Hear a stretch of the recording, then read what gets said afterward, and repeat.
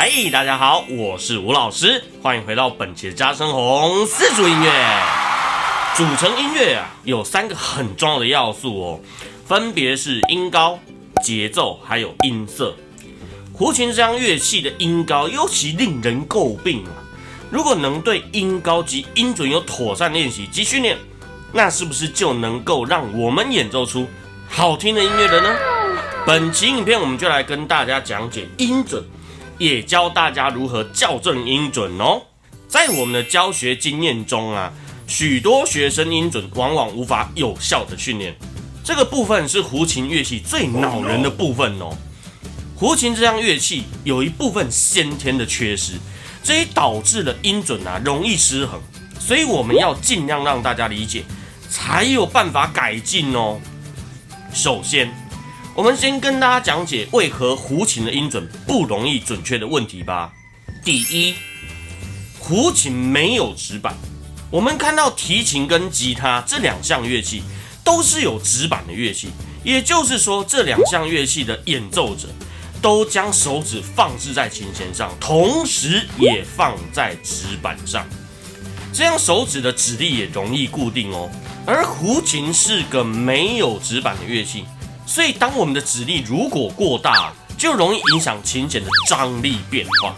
当手指按弦的张力过大的时候音准容易偏高，而手指按弦张力不够的时候，不是偏低哦，是发音不全。所以基础上一定要考虑手指站在弦上的压力，也就是给弦的压力哦。第二，手指关节。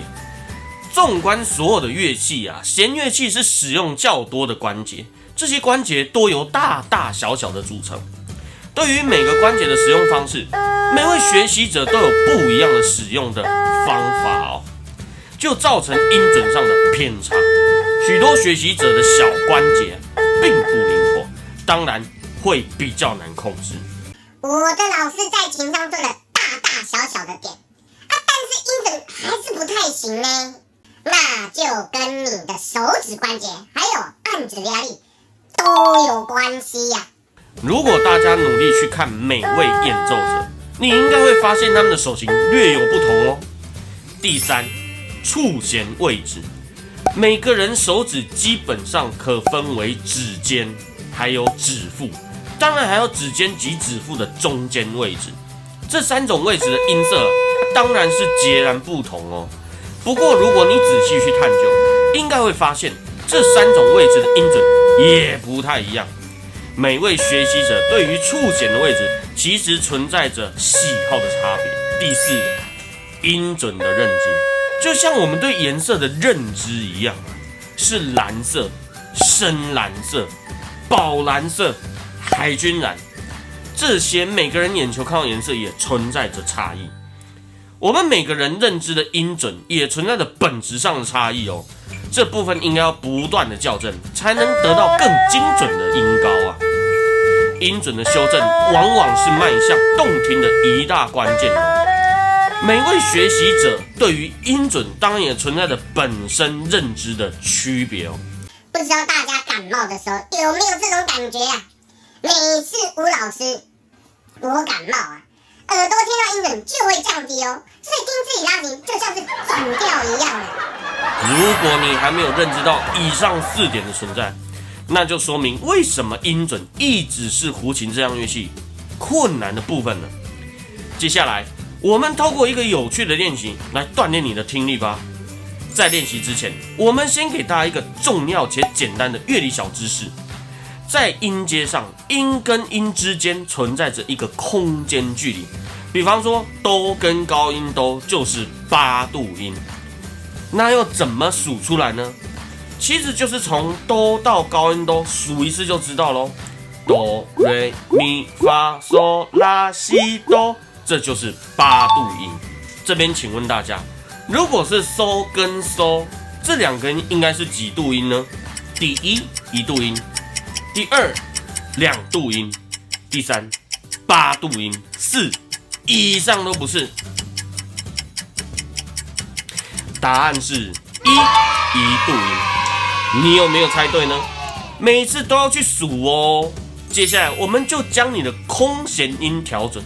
如果还不会调音的亲友，可以去资讯栏或者右上角点击我们之前做过的影片，基础二胡调音。记得多看几遍，多练习调音哦，就会熟能生巧哦。我们以最简单的低调作为讲解的调性，这样方便我们讲解指法及音准哦。先演奏外弦的空弦，空弦音在刚刚已经调整过，所以绝对没有音准的问题啊。我们演奏外弦的空弦收，记得要仔细听这个音哦。接下来我们演奏内弦四指的收，由于这两个音是一样的，所以音准也要是一样的。如果你无法让内弦四指的时候发出与外弦空弦一样的音准，那就要挪动你的手指或者手掌，有时候甚至是你的虎口位置也要调整哦。当你勤加练习后，会发现真正的音准往往是靠着耳朵听出来的，所以老师给你琴上做点，记得只能参考哦。这边吴老师请大家特别注意，我们刚刚讲过的4个影响音准的重点：胡琴没有指板、手指关节、指尖指腹位置，还有最后的音准概念，这些确实都影响我们的音准哦。刚刚给大家练习，我们称之为音准校正法。这个方法非常简单，必须要不断的靠耳朵听来辨认音准，不断的练习就能让你的手指及耳朵越来越好哦，音当然越来越准啦。接下来我们准备一个练习曲，这首练习曲是由王曙亮老师作曲，目的是在训练我们的3、4指音准校正。值得注意的是啊，整首练习曲中包含大量的外弦空弦收以及内弦4指的收，所以记得不要只把乐曲练熟，而是要不断的张开耳朵辨认内弦4指的收是不是音准正确。整首乐曲最下方包含了一段重要的文字，如果乐曲有这样的文字，记得一定要仔细的阅读，并且了解其中的意涵哦。本曲通过同度音换弦、内弦4指收及外弦空弦收，及8度音换弦、内弦空弦哆、外弦3指高音哆、内弦1指的 re、外弦3指的高音 re 等方法来辨别和纠正音差，借以训练3、4指按指音的准确性。如果都已经了解乐曲的练习目标，那我们就赶紧拿起胡琴来练习吧。吴老师一定要不断的提醒大家，耳朵一定要张开听哦。音准校正练习在训练的初期确实是有难度哦，而且需要有大量的耐心。但是只要我们坚持的练习下去，基本上一定对音准有立竿见影的效果。我是吴老师，那我们就下期影片再加深红丝竹音乐见面喽。